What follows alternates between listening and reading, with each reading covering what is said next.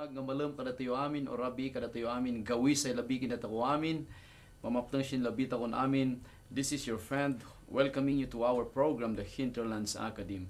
My name is Vladimir Kayabas, your host for this program. And today is May 17, 2009. Maraming mga birthday celebrants. Happy birthday sa inyong lahat.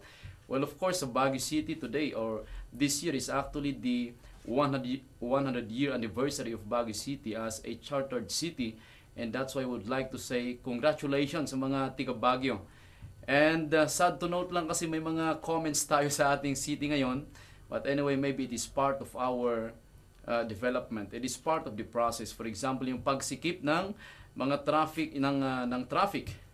jam, yung mga uncollected na mga garbages natin, and that's why we are challenging our local officials to help us to resolve these problems. Ika nga, abang umaandar yung taon, dapat aandar din yung mga solusyon natin. Well, of course, hindi lang sa mga barangay officials and city officials, but it shall be to each constituent in the city of Baguio, because after all, this is our city, and our city is considered as the educational center, not only of the North, but entire the Philippines or maybe in Asia. And this evening, we are very glad. Swerte po natin mga kaibigan, mga kababayan, nagiti kakailian tayo nga agbuibuya itata, adda dito yung guest tayo. He is the general manager of MTC Academy. Dito yung eskwelahan kat one of the top-notch schools in the field of yung sa transcriptionist na course. Of course, mamaya sasabihin ng ating bisita kung ano yung mga offers nila, kung ano yung legacy nila, and that's why we'll give him the floor. We have Mr. Paul Rodriguez.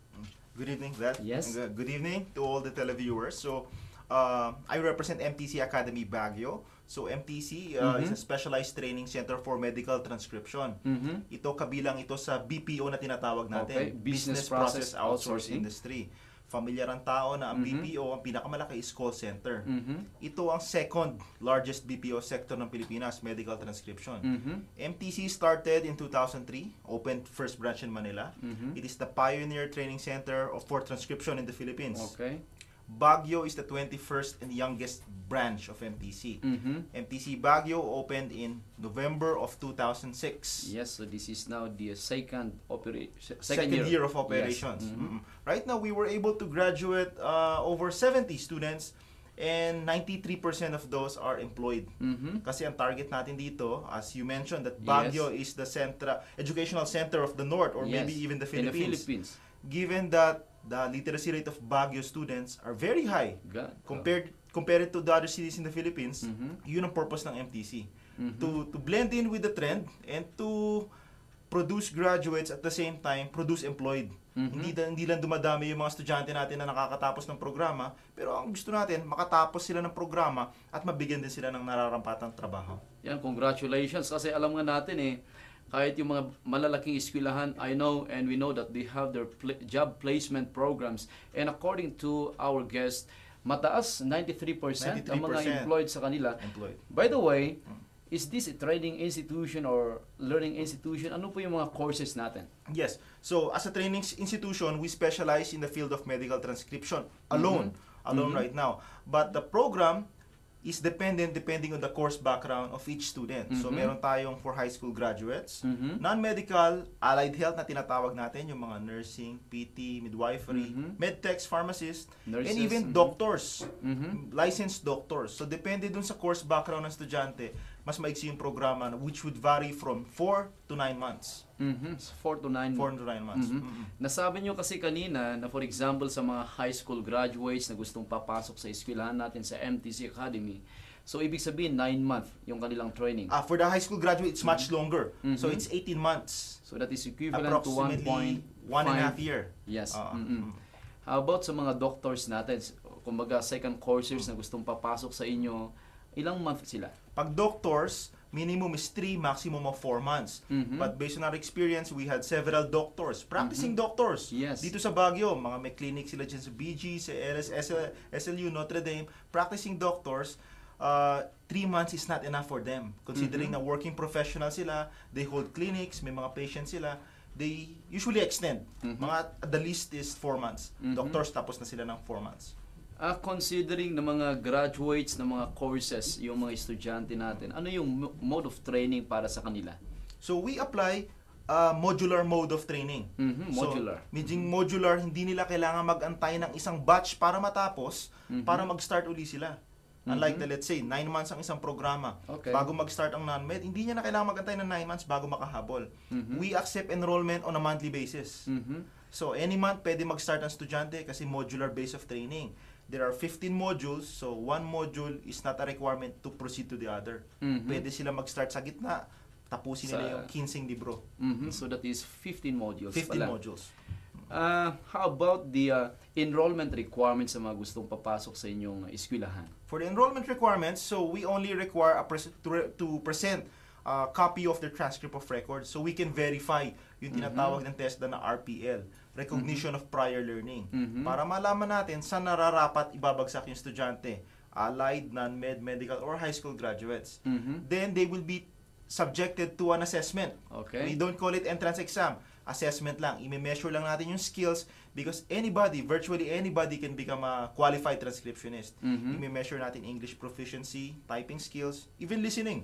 Very important, listening The art skills. of listening. Okay. The art of listening talaga. And especially proper rules in grammar. Kasi medyo nasasanay na ang mga Filipino ngayon. Text Texting. language. Oo nga eh. Text language. Very important, English proper rules in grammar.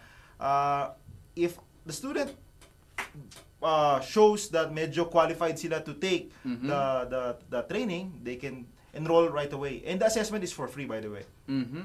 By the way, isang gusto nating malaman na paring Paulo, no? How much would be the tuition fee or payment for undergoing that 15 modules of training? So it varies also depending on the volume and the duration. So it varies.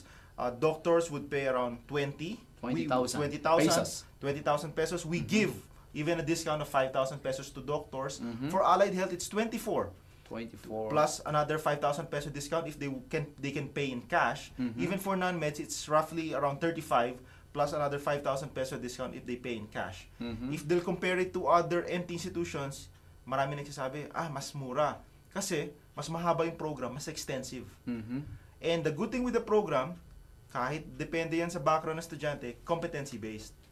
So the faster the student learns, the shorter the program is for them. Kahit non-med siya, 9 months ang program niya, pwede siya matapos in 7 or 8 months. 6 months. Yes. Is this under the Technical Education and Skills Development Authority or TESDA? Yes, it is under TESDA. We follow the requirements set forth by our TESDA, which is the government agency in charge for vocational training. And we make sure that the students will really be competent if they leave the school complete and are able to complete the program. Well, I am intrigued dun kasi sa 93% na employment rate natin.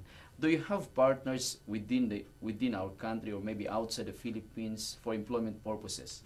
Good question, Vlad. Yes. So, MTC, when it started in 2003, we established our own production company. This is the term that we use kung saan natin dinedeploy yung mga estudyante. Production companies. And we have partners in the US. The biggest in the US is MedQuist. Partner yan ng MTC network. Not just Baguio. 21 branches of MTC, partner yan.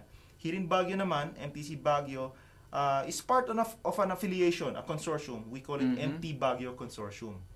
Ito, karamihan yan, mga members yan, mga production companies. And there's a partnership to help the industry. So we call them industry partners. We produce qualified graduates. They try to give further training and even eventual employment. Nasabi nyo kasi yung about sa assessment examination before taking the trainings sa school ninyo. May mga instances wherein students hindi na pumapasa sa mga examinations, di ba? Yes, there are a few instances na hindi umaabot. But lagi namin sinasabi na dapat hindi sila ma-discourage. Sabihin namin, you can come back after 3 weeks.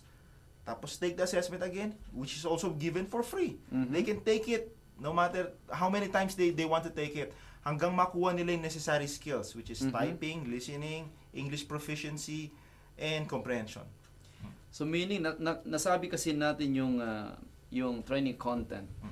May communication skills dapat ma-develop yan, technical skills, and what are other important things that you need to develop sa